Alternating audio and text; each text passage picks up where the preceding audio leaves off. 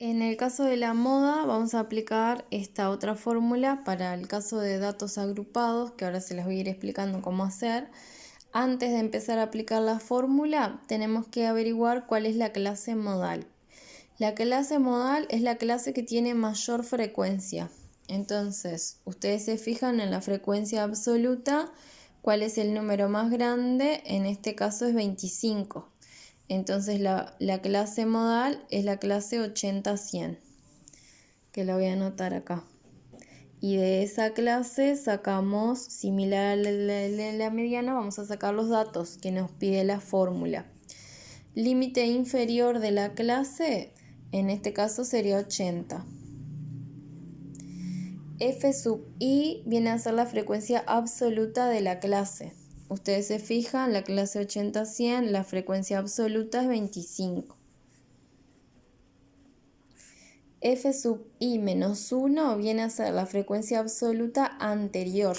Entonces, tienen la clase, la frecuencia absoluta es 25, la anterior es 20.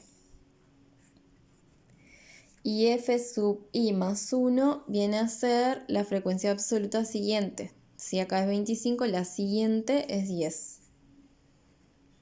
Y la amplitud sigue siendo 20. Entonces, la moda en este caso va a ser el límite inferior de la clase, que sería 80, más la frecuencia absoluta, que es 25, menos la frecuencia absoluta anterior, que nos había dado 20.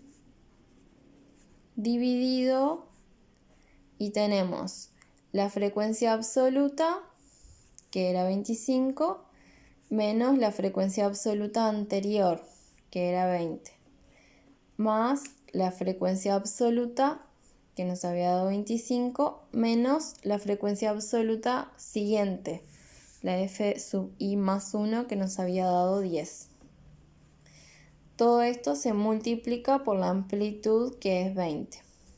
Entonces, cuando ustedes van a hacer en la calculadora, les conviene hacer 25 menos 20 es igual, dividido, y abren dos paréntesis.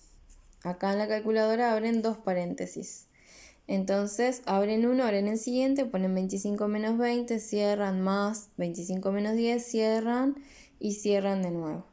Después es igual. Después de ese resultado lo hacen por 20 y por último le escriben más 80. Y todo eso da